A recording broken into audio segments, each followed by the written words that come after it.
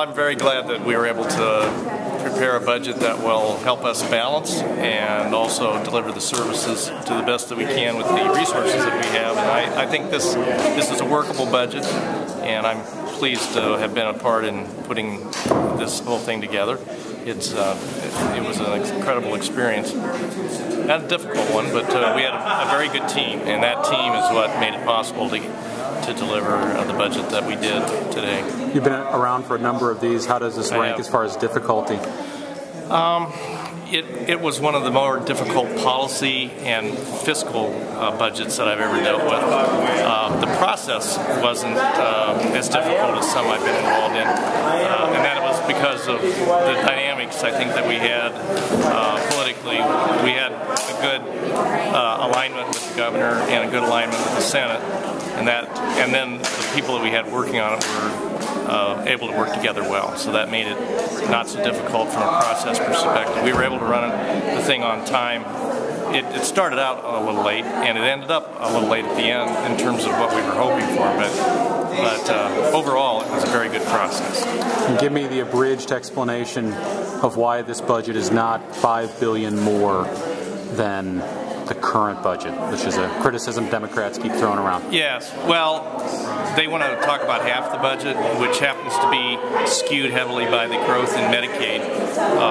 The overall budget goes down $3 billion next year over this year's authorization that just expires at midnight tonight. And then even in the second year, the overall spending authorization is well below the current year that's just tolling out. So that's part of the facts. The General Revenue Fund budget actually is going up by $5 billion if you count 2 years against 2 years.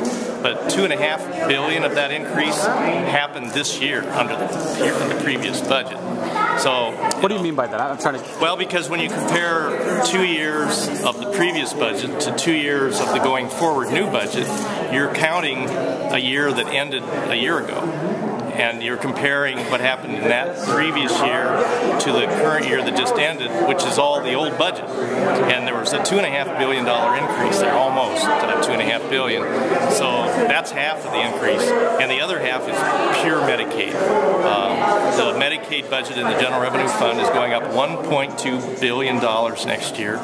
And the rest of the General Revenue Fund is going down $770 million to make up for that. But when you add those together, you get a 1.7% budget increase next year. And so that allows people to complain that the conservatives aren't really being conservative. But we haven't heard that complaint from many of the folks that are dependent on state funding. None of them are saying that you're raising spending too much, because we're actually lowering it in every area except Medicaid. Medicaid is growing 5.4% next year and another 5.5% the second year, because we're not turning our back on people who have needs for health care and are without resources. Do you have to come back and do this all again next year? No, we don't have to come back and do it all again next year. However, the governor has said on numerous occasions that he wants to do another set of budget objectives next year, but they won't be to change what we've done here, but they'll be to add on to it. 5% pay cut was taken out. You agree with that move? I don't really see that as...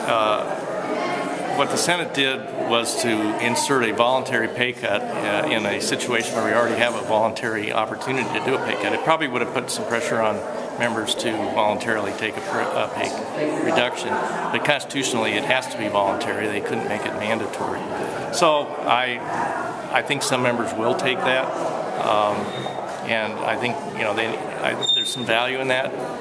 We're on pay freeze and have been for a number of years, but I think in the circumstances it would get a lot of press probably, but and some would say maybe it was a bit of a stunt too.